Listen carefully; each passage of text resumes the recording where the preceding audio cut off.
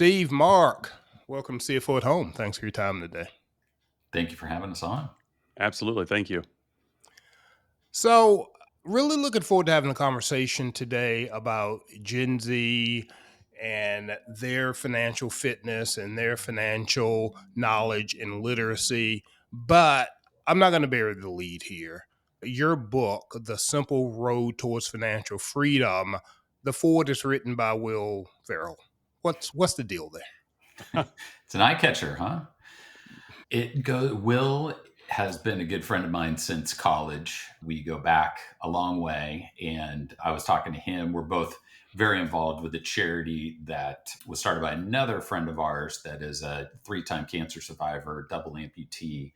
Name of the charity is Cancer for College. And when Mark and I put the book together, one of the things we wanted to do is make sure we're giving back. And so we're actually donating some money to Cancer for College, and asked Will at the same time would be up for writing a foreword to the book, to which he said, yeah, absolutely. I guess it wasn't necessarily tied to Cancer for College, but he was gracious enough to put his name on it. Something very passionate that he's very passionate about as well. He's got college age children, and it's a topic that comes up regularly. Very worthy cause, and it's nice to hear. I don't know anybody of that level of fame. I have had a couple of encounters that didn't exactly go the way I would have liked, but it's nice to hear that someone of that level is really just a guy who really has real passions and really cares about people. So just for my sake, thanks for sharing that. Yes. So, Steve, you're a retired executive. Mark, you're a financial advisor. Correct. The other obvious elephant in the room question, all three of us are men of a certain age. How did you two wind up writing a book together about money for Gen Z? It's a great question, Vince. So, our boys were both freshmen at the same fraternity. That's how I met Steve. And knowing that Steve is an executive that was retired early and obviously has done very well for himself. And normally, Vince, he would be a prime prospect for me as a potential client. And then as a fiduciary, I realized that Steve knows an incredible amount of information when it comes to finance and investing. And we touch on that in the book as well. And I said to him, after I got to know him after a few months, maybe even a year, I said, if you're paying an advisor, you probably could save some money and do it yourself, because that's where his level of knowledge is at. And that got into us talking a little bit deeper about, education. I'm like, what did you teach your kids? And Steve was very animate and had disciplined approaches to teaching his kids about finance, as well as I did as well with my two kids. And we realized quickly that there's just not a lot of information out there that's promoting this type of dialogue to kids that are in grade school, high school, college level. And so we kept on just toying around about some ideas. And believe it or not, we went to a Rolling Stones concert with our wives and had a couple glasses of wine and talked about this idea of doing a book.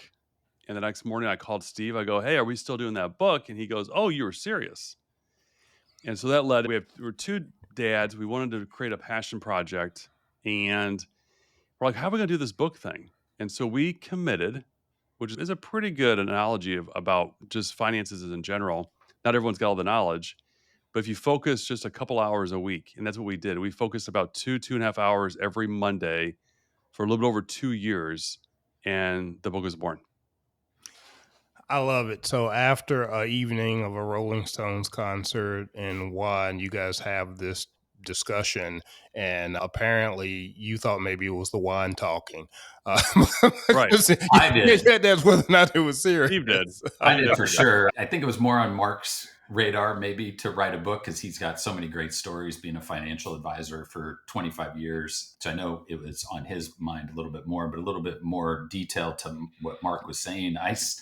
After my kids graduated from college, I sat down with them and did the painful exercise, probably for them, of going through how much you making, how much you taking home after taxes. Let's set aside 20% if we can toward savings. And we went through needs and wants and all the stuff that's in the book. And my first child said, she basically looked at me like I was just speaking a foreign language and all this stuff. And I said, "You didn't learn any of this?" And I took out a spreadsheet and I actually said, "If you keep this up, you'll have $1 million in 20 years from now." And she thought I was crazy. And then I told her that you are going to save about 25% of it, and 75% of it's going to be free money, 401k or 401k matching from your business, from your company that you're working for, stock market returns, all this other stuff. And so she wasn't aware that you didn't have to save $1 million to actually accumulate $1 million. And so I felt something was happening there. And then my other daughter graduated finance and marketing and had the same conversation with her. She had a roommate that was actually living kind of paycheck to paycheck. And so that's when I had coincidentally happened to talk to Mark about this. I'm like, "Do you see this? Because these kids are graduating from college with degrees, but they really don't have the personal finance skills that they need to." And it's a fork in the road. They can either start living paycheck to paycheck, or they don't know any other way. But if they have the structure that's out there to start the savings early, then obviously they get on a different path. We started talking about that, and Mark said, "Let's write a book," and that's what started the journey for us. So the book came out about a year ago, but before that we had spent about 2 years putting it together every Monday, 2 hours every 2 hours every Monday for 2 years. Yeah. So when you sat your daughter down and had the talk, we'll call it, not that talk, but the money talk, initially she looked at you like you're out of your mind, but she got it. I was having a conversation last night, as a matter of fact, which will be another episode, with a gentleman who he's a military veteran and he's a financial advisor and he does work with veterans, but he can relate very much to the experience, particularly even of young soldiers. And actually, after we finish recording, and it's one of those, you leave the best conversations for after you hit stop sometimes, we were talking about really he targets his message towards people his age, midlife, got a wife, got kids, got that kind of thing. And I asked him, young soldiers are one of the most susceptible groups, I think, to bad financial advice, because we talked about during the episode that they really don't get a lot of good financial advice from the military. The military's trying, but they're just catching up in that area. So you have 18-year-olds that are out on their own, and nothing would frustrate him more than to see some kid drive up, I think he said, in a bumblebee yellow sports car. That's one particular conversation he had. But he doesn't specialize in that area because he doesn't feel as though he's the right person to deliver the message. So all three of us have the heart to reach that generation, Gen Z, young millennials, that area. I certainly have that heart. I have two of them myself.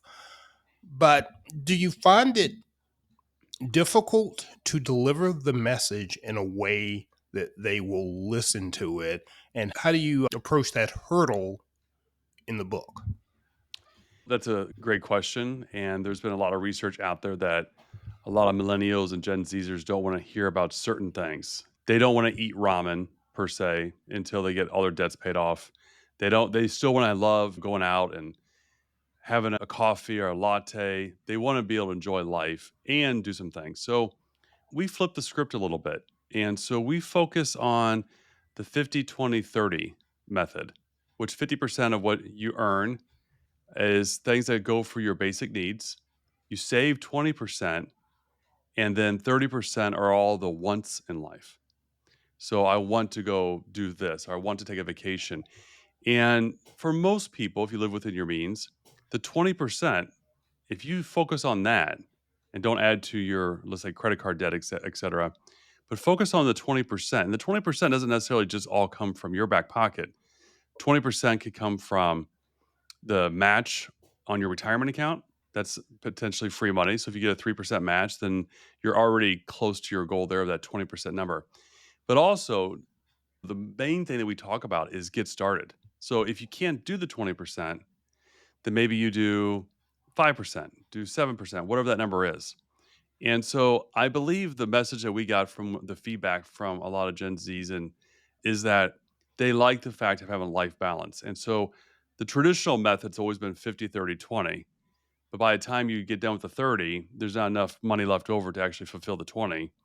But the idea is that, hey, we want you to enjoy life, but reward yourself. That's great. But keep in mind, for most people to get to their goals, it's the 20%. And going back to that, the topic itself, find your financial freedom, the simple road towards your financial freedom, you got to find out what that financial freedom looks like. And it's different for everybody. Some people want to be the richest person in the graveyard. Some people want to retire early. There's a lot of different things out there. And that's why once a person can visualize and write down their goals and then know why they're making the best decision, which is the next one, and it's getting them further towards their goals. And just to tag on that, we mentioned that a lot. Exactly what Mark's talking about. Visualize what the future looks like and what are your goals? What are you saving for? And is it to donate more to a charity? Is it to retire early? Whatever it is. And I will say that the presentations, we've been asked to do presentations a lot of times, just about every time, I guess. It's been those newer to the workforce, let's say under 30 years old. And I think you hear in the media so often that people, that generation is just discouraged. I'm not going to be able to afford to buy a house. I'm not going to be able to have kids. I'm not going to be able to do all these things. And we are on a mission to try to change that narrative because we think you can do it. Just about every time we go over the numbers that are in the book that talk about somebody within 20 years with a very average salary, not a six-figure salary or anything like that, but in 20 years from now, again, with the returns being what they have historically been in the stock market, nothing crazy, and the salary growth of 3% a year, which is very average, that you can have $1 million accumulated in 20 years. And you tell that to a 23-year-old and they're like, what? It just doesn't see, it's not something they've been taught. And so it's really exciting for us to be able to go spread that message and then answer questions from them, because a lot of times the information we're talking about, the information they've read in the book, is something that they haven't really seen before. Yeah, and I want to go back to something that Mark brought up a little earlier. One of the first things that Mark, you said when I asked that question was, we went out and asked Gen Z, people of that generation. You asked them, and then you shaped your message and your delivery of your message around the feedback you gave them. For people of our life experience, that's not always the approach we take. It can easily come off as more of a lecture, and a lecture that doesn't even have a strong why behind it. It's why are you spending all that money? You're wasting money. You don't need that. You don't need that coffee. You don't need this, that, and the other. And of course, that's how it falls. It falls on deaf ears. And I think sometimes we don't really stop and think about, particularly when there are our own kids, stepping back and saying, hey, I need to figure out how you look at things. And then I need to cater my message in a way where I know you're listening to it. That's powerful. And I'm really directing this towards parents who may be listening or adults who may be listening who have kids that they've been trying to get that message through and they just feel like it's falling on deaf ears. Great point, Vince. And the feedback also from my own clients is we never knew how to approach those conversations.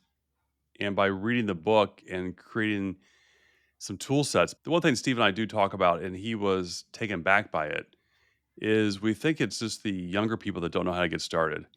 But in my experience in being a financial advisor, a fiduciary advisor for the last almost 30 years, I work with some very successful business owners, farmers, professionals, etc. And when it comes down to it, a lot of people don't know the basics. They are good at what they do, but when it comes time to manage money or understand how the stock market works, allocations, bucketing, and I really believe the disconnect there is you're so successful at what you do, Vince, and then these people are not willing to really admit that they have a shortcoming when it comes to finances. Some of the most brilliant physicians never really make the Forbes 500 list. And there's obviously a reason why. And so a lot of the education too with my existing clients is providing them the tools so they got some type of game plan to give to their grandchildren or children. But when it comes down to economics, a lot of financial advisors probably don't focus on this niche that we are trying to do as a passion.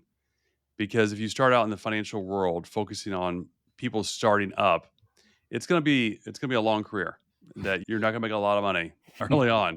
Everyone's got those big rollovers and somebody's sold their business. We really want to target those people. But I would tell you, there's a lot of financial advisors that are going to be fired when their clients pass away and the money goes to their kids or grandkids because they want somebody they can relate to. And I was going to say that, just to tag on to that, that Mark is great at taking complex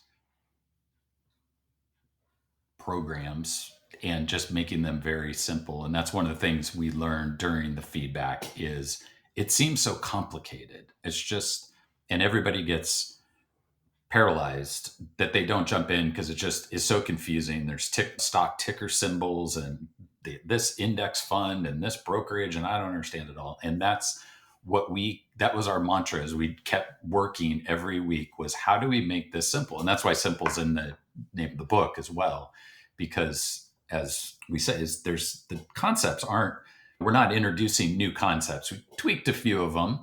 It's a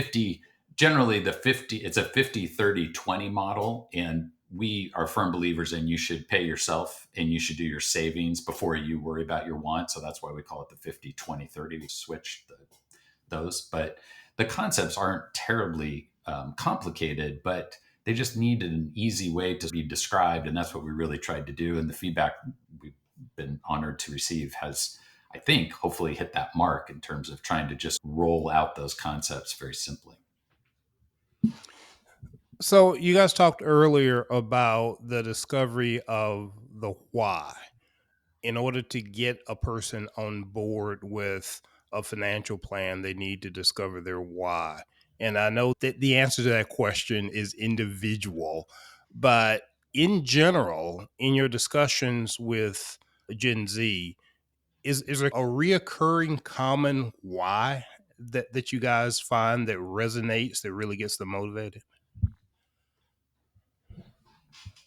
I would say, I don't know if there's a consistent thing. I think it's really the uncertainty of what the future is in terms of when they're, especially right out of college, saving for a house is on the horizon, kids is on the horizon. It's not like in the next year or something like that.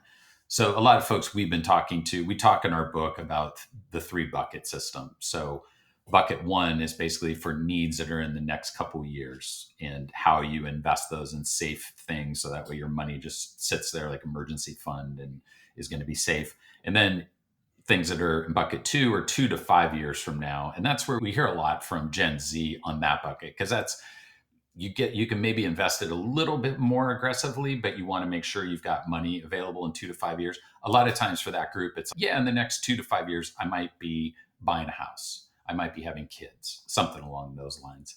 And then obviously bucket 3 is typically the biggest one, but that's the retirement plan, something that's 5 years out. And so we try to describe what types of investments you may want to look at. Of course, we're always just suggesting and let everybody do their own research, but those are things that if you have it in, say, the S&P 500 and there happens to be a dip, if you don't need it for 5 years or 20 years, 30 years when you're retiring, hopefully it should recover and you'll be back in a safe spot when you need that money.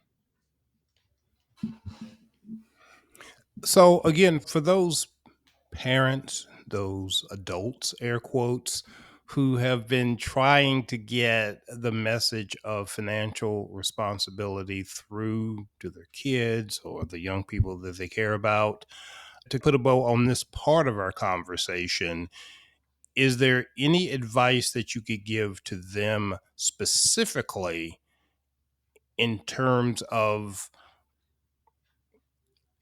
approaching the subject in a way that they don't get shut out, shut down, really opening up a dialogue where they can share the information they're trying to share? Vince, we put it in the book, and I embraced it by talking about my shortcomings when I graduated from college. I got this first paychecks and realized that maybe my car payment should not be more than my mortgage payment. And I was like, okay, what am I going to do? I bought this Audi A6. I love it. And I figured out, okay, if I pay it off and then drive it for 10 years, it makes sense. It was it was ignorant. And then my wife and I were like, literally, physically, not even just like thinking about it. We did it, counting change to make our mortgage payment, which was $385. And I was like, you know what? I'm never going to do this again. And so I like self-deprecating humor because there's a lot of material there. But I would tell my kids, now listen, this is what dad did. And these are some of the things I really don't want you to have to go through. And then when they start getting exposed to seeing investments grow and you're buying names they know, and I'm not here advocating any company, but they buy a company that they're familiar with and they see how the stock market kind of works and explaining it, it's powerful.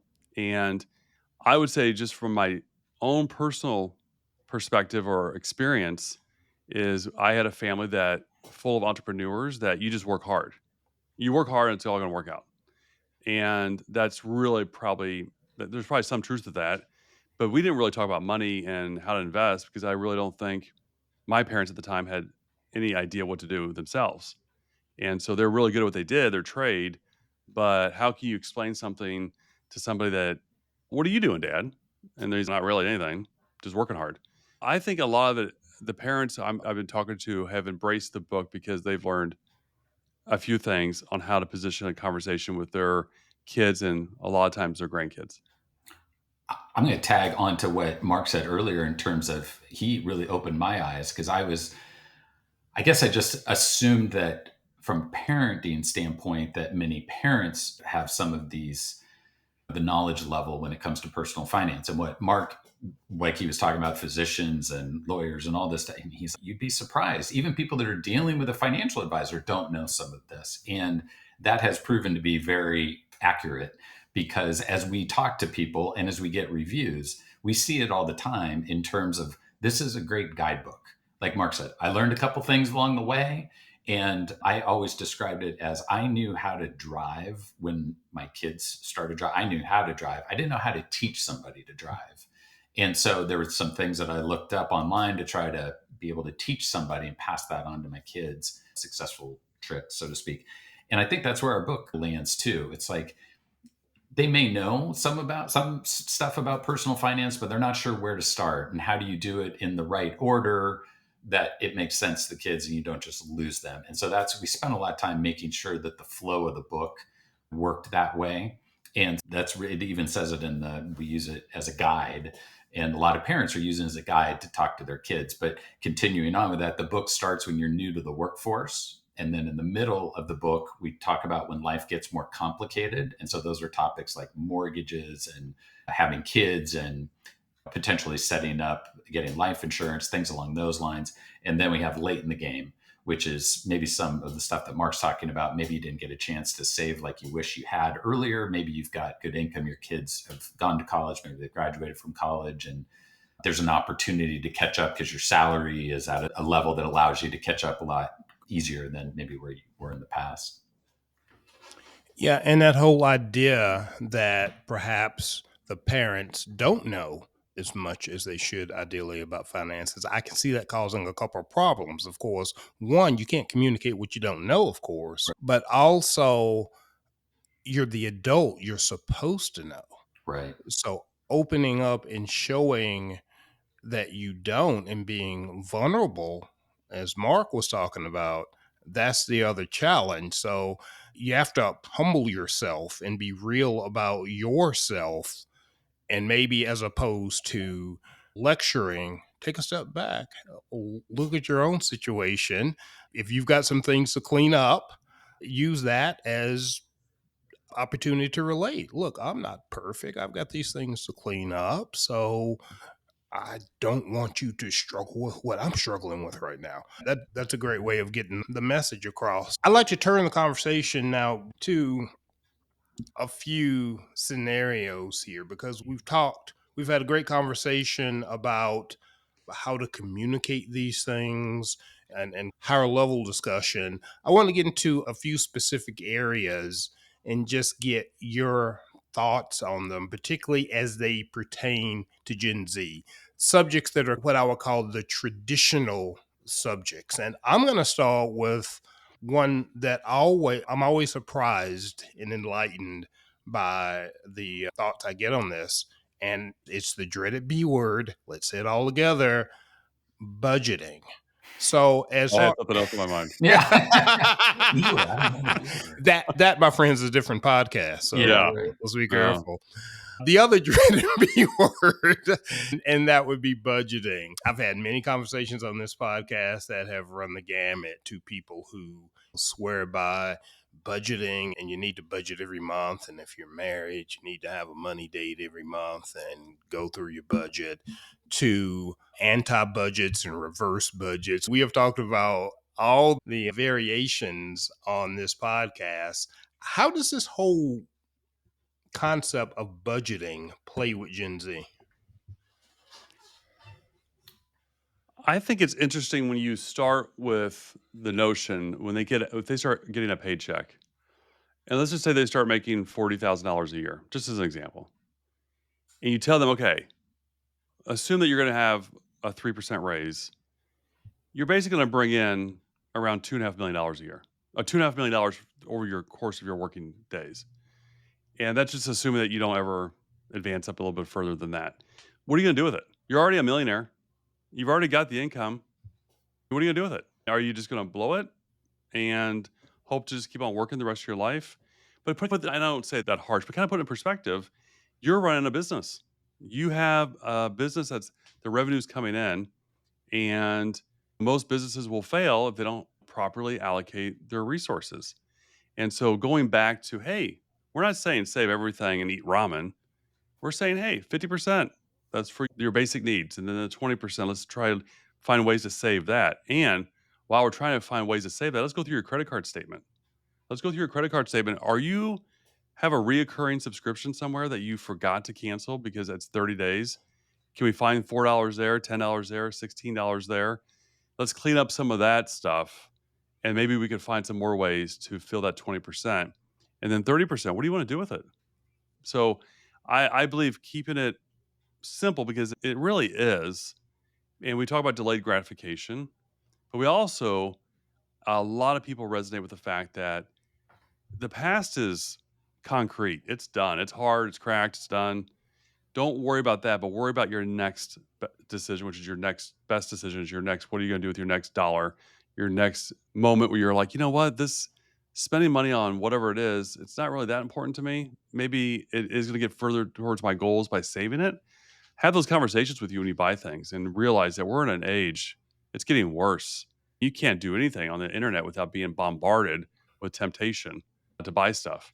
But also, that's a perspective that I've always talked about with my kids, is that whenever you're watching a commercial or an ad or anything, think to yourself, you're a victim. How are they manipulating you to try to think that you need to buy that? And so switch the perspective a little bit. Do you want to be a victim and being taken advantage of and being a sucker to go ahead and buy those new jeans or whatever it is? Yes. So I think just keeping it more lively and put things in perspective that you've already got all the income you're going to need. Just work diligently, keep advancing. And what are you going to do as far as, because the budgeting is, we like to replace the B word with bucketing. So we're bucketing your lifestyle, and which also includes a budget, obviously. We do talk a lot in the book about it's your financial compass. You do need to know where the money's going. The bucketing answers that, to Mark's point. But we do stress, I know sometimes it can get very intricate. Maybe it doesn't have to be very intricate. I talk to my kids about if you set this up properly and 20% is going to savings and everything else in your checking account, after money comes in and the money goes out, you can just do the math each month. Pick a date, 25th of the month is one of my kids, because I just did it the other day, and try to figure out where that money is versus where it was the prior month and the month before that. Are you drawing down? Okay, then you're over budget, right? You're spending more than what you had set up. If you're had whatever number of thousands of dollars in your checking account last month, and now all of a sudden it's $2,200. Say you're 2,000, it's $2,200. Okay, that's good. You're actually spending under what your budget is.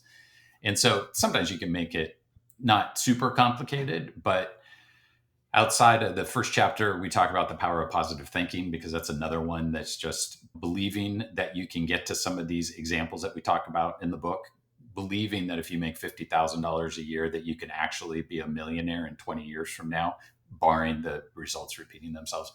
That's the first step. If people don't believe that they can get this done, then they're not going to take that first step. And to Mark's point earlier, that while 20% savings is a great goal, and that's what we modeled in the book, we talk to people all the time, because we hear stories all the time that people are like, I don't know, I've got student debt, I've got car loans, whatever it is, I can't do 20%. And we always say, just start, just get hooked on putting a little bit aside, 2%, 3%, 5%. And hopefully that little bit that you're putting aside and you don't really notice the difference on it, maybe you look at your budget a little bit tighter the next month, and maybe you go from 5% to 7%, and then maybe you go 7% to 10%. But once you take that first step, it starts the momentum, and hopefully the momentum breeds some motivation with it as well. Yeah, and I think just the phrase bucket has a different connotation to it, because budgeting, one of the things I think about when I hear budgeting is, I'm going to have to manage every nickel. So I'm going to have to worry about how many cups of coffee I buy a month, that type of thing. Where buckets, I'm just managing 3 buckets. And it simplifies it to the point where maybe you don't feel quite as like you're over managing your life. It's 3 buckets. And I noticed that one of the things that you also talk about in your book is the power of automating your finances. And the great thing about that is, to the extent you can do that, the more you can automate, the more those buckets just take care of themselves. Yeah. I think that'd be a great T-shirt. Bucket, just bucket. It's very close to that other podcast. Yes, trademark that before I do. Yeah. I was going to say, the bucketing does, the thing to the bucketing is you can set it up, you can have a good plan. And as we talk about in the book, that plan is flexible. So if you say, I'm going to set aside $200 a month, and you automate that, and we show you how to do that in the book in terms of setting up a brokerage account, and then on a certain day of the month, it comes right out of your checking account and goes right into your brokerage account for an emergency fund or whatever the case may be. That is set up for now, but next month you could change it, and it's not going anywhere. It's your money that's sitting there. So there's flexibility. Again, it goes back to the just start small, just start a process with it. Yep. And that can really get you, like I mentioned before, hooked on having this process of the way that you want to set your money aside. Mark brings up a great example. I think it's in the book, but I know, Mark, you told me, but there's even one way of doing it that's as simple as putting cash. If your wants for the month are $300 a month, you could put cash in an envelope, and just all your wants, travel or cups of coffee or whatever, you could just take it out of that envelope. Yeah, that's a very old method that has become new again, because I'm desperately trying to recall the term. But that's an old thing Grandma used to do, literal physical. I think it was Mark's grandma, wasn't it? It was my grandmother. Hopefully she trademarked it. Yeah. But I think they call it cash stuffing. Is that correct? It's come back in social media like it's a brand new idea, which I think is great. But it's one of those things, well, every good idea seems to come back around. So much bell bottoms, that concept has come back. I'm personally trying to bring back bell bottoms, but that's another story for another day. So another broad topic that I'd like to talk about is debt. The common standard financial advice is debt is bad, credit cards are bad. If you're in debt, you really have to clean that up, and it has to be your number one priority. That's the classic thing that your dad would tell you to do. I'd like to hear a little bit more about how you guys approach the subject of debt when talking to Gen Z. Yeah, it's definitely something you got to focus on and prioritize. And also, there's a lot of concepts out there how to pay down debt. But the idea that all debt is bad, I'm not sure if that's a blanketed statement that is true. There's some things that with mortgage interest, et cetera, that it's an asset, it's appreciating. Credit card debt, yeah, I think that's a good focus to get that paid down, and then w- why pay it down if you're still repeating the same bad behaviors? So for most people, and we talk about this with employers a lot too, is if we get your employees on a financial footing that they're sound and moving forward, the stickage rate of staying around that company goes up tremendously because the employees feel very satisfied with their pay. They're living within their means. But that's the thing it's a problem for a lot of people. It's hard to live within your means. And there is no magic wand to fix that except for just making behavioral changes. And the idea is someday I'll make more money. Those bad habits escalate the same pattern with making more money. So I believe the credit card is very telling on where your expenses are going for most people. But I think the debt needs to be focused on, but it shouldn't be so embarrassing that you don't talk about it. You got to bring that white elephant into the room. Let's talk about it and get a game plan on, okay, maybe we still do the 401k match, for example, because that's actual money that your employer's putting in dollar for dollar, for example. But maybe then we need to look at, okay, we're not going to take as much of the fun money, but we're going to take some of that fun money and direct that towards paying down that debt. And if you have a game plan, if you see that, oh my God, goodness, this debt could be paid off in a year or 2.5 years, then you can really start building up some more savings. But it needs to be talked about. It really does because it's an issue. It's a liability. You got to talk about your liabilities along with your assets. I was going to say too, in the book we talk about it's only $400 a month is one of the chapters that we have. And it goes along the lines of what Mark was just talking about with marketers that are out there. And we do clips on our social media, little bite-sized clips. And one of the ones we just talked about was you go into a car dealership. Most young adults don't know this, especially if they haven't bought a car, but you can pretty much, you would know this, but you pretty much can get any number that you want to walk out with a car. Like you want to pay $250 a month, $300 a month, $400 a month, whatever. They'll make it work. It might be 4 years, it might be 7 years, it might be. And so you have to be very careful about it's only $400 a month because we saw that in some of the research that we did for this book. All of a sudden, you buy one thing now that's only $400 a month. No problem. I got money for that. It goes for 5 years. Then 6 months later, this other shiny object comes around and you're like, it's only $300 a month. But now you're at $700 and they just start snowballing. And you just have to be really careful and to the best of your abilities, if there's any way to take a time out before you make that decision and give it a month or just think through at least overnight to think through what the ramifications are because you make the decision today, but obviously it's a gift that keeps on giving for the next 5 years or however long you're financing it for. But if you can just be really thoughtful of that, and in fact if you're able to pay cash for it, whatever this thing is, then it changes your mindset a little bit. You're not really thinking, you're thinking $400 a month, you're not thinking about all the interest and all the stuff that comes along with it. And this purchase that was $25,000 is really $35,000 by the time you add all the interest and everything like that you paid for.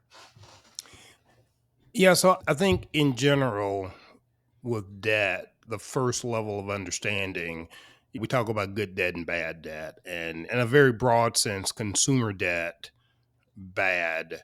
Investments in assets like a home that should grow in value, not bad. You have to be in a position to handle it. That usually isn't considered bad debt. What always falls in the milky middle, as far as I can tell, is student loans. And that subject in Gen Z go together like this. So I would love to hear your thoughts and the advice that you give to Gen Z in terms of student loans. Yeah, it was a surprise to me. When I got married, I was getting the mail. There was an envelope from Sally Mae, and I had no idea who she was. And I quickly realized, oh, you put your kids through school, you took them there, but there's this loan. And so we had to work on a plan to get that paid down. It's an investment. So if you put your investment in yourself, an investment in knowledge, and it's a liability, and you got to address that. So a lot of people, I think, now are second guessing it. Do I need to go to a trade school, or should I go to a more of a focus program with something else that I don't need the traditional 4-year education and spend whatever it's going to be? Or maybe I start with a junior college first and then go to a traditional 4-year school. So I think people are seems to be talking more about it than just automatically I'm going to a 4-year undergrad school. Yeah. So if you're considering this to be an investment, you got to think about the ROI on it. That's the Right. way I look at it and the way I try to communicate that message. I did the same thing. I talking to my kid. I'm not sure if it's right or wrong, but would view it the same way in terms of what their major is going to be and what they want to do when they get out, and because that can really swing in terms of whatever your degree is, and is there a career in whatever it is or not, and that needs to go into the ROI. So not only just do you go to a 4-year university or a 2-year and then a 4-year university or whatever, but what do you plan to do with that degree? Yeah. So the last of what I would call the big three that I'd love to get your thoughts on is investing. We've talked a bit about that earlier, but investing, particularly with that generation, to me, is such an interesting thing because you do have social media delivering very specific messages about investing. You've got apps that deliver a very specific message about investing. I still have conversations with my kids about the whole idea of long term investing versus can I find a hot stock on GameStop. it? Yeah, exactly. On the Robinhood app Yeah. and play that and make a little quick money. In communicating a message, I assume that your core message is long term investing. How do you deal with delivering message that is probably pretty dull at its core? Oh, invest in an index fund and in 30 years you'll be where you want to be, versus find the hot stock and triple your money in 2 days. How do you balance out those two things? That's a great segment because there is always been such a thirst in this country to get rich quick. It's people are plugged with it. And if the younger generation wants to, the one thing we do talk about in the book is don't get so hung up on what you invest in. I don't care if it's a money market. I don't care if it's a CD. Just putting money aside. But looking at history of great companies that have failed, and no one ever thought that those companies would fail. And then the idea of buying what do you say, a penny stock or something that's a flash in the pan. What's the likelihood of actually making a lot of money? But I've had several people that have asked me that same question, Vince, and they're like, I really want to buy into this. I think it's going to be the next best thing. Okay, maybe that's the risk part of your portfolio. Maybe that's extremely aggressive. But you got to have a core. You got to have a foundation to build. And that foundation, more than likely, it's in the book. We talk about like the S&P 500 and explain what that actually is. And for some people, the transparency of not buying into an ETF and buying 25 or 40 individual stocks, sometimes they like that because they're like, okay, I got the S&P 500 fund, but I also want to know what actual individual stocks I do own and I can track them on my app. So I think there's a big thirst also for transparency that, what's inside that mutual fund? They don't know. And what is that ETF actually trying to do? But showcasing them, people don't like to always look at history. History doesn't always repeat itself, but it does rhyme, and see what great companies and great minds can do for your portfolio. But then if you want to speculate on something, then you got to know the downside as well. So we started our conversation with a reference to the Rolling Stones in order to mark us all in terms of our age. I'm going to end our conversation. It just occurred to me when we were talking about this with a line from the great Glenn Fry: is the lure of easy money has got a very strong appeal. I think that's what we're saying here. Yes. Very true. Way to bring it back. Yeah. There Full you circle. go. Yeah. So, guys, I have really enjoyed the conversation. Again, the book is The Simple Road Towards Financial Freedom. Listeners can go to simpleroadbook.com, which is your online headquarters. You're also active on a fair amount of social media channels, so you can be found pretty much everywhere.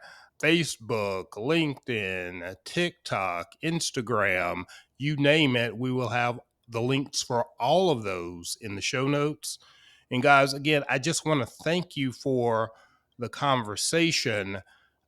I've actually been literally taking notes here as we've been talking, because this whole thing of effectively delivering this message to Gen Z, like I said, I own two of them myself, is something that, to be honest, I've struggled with. I appreciate the notes. I appreciate the book. I'm definitely picking up a copy. I urge listeners to do the same. Outside of that, thanks for being on CFO at Home today. Thank you for having us. I wanted to also, we have an audiobook, speaking of Gen Z. It's one we hear a Awesome. lot about. And so we've got an audiobook coming out shortly. So a lot of Gen Z likes to consume their books that way. So we're excited about that one. But thanks for having us on. We're really passionate about this area and love talking about it. All Thanks, right. Vince. Thanks.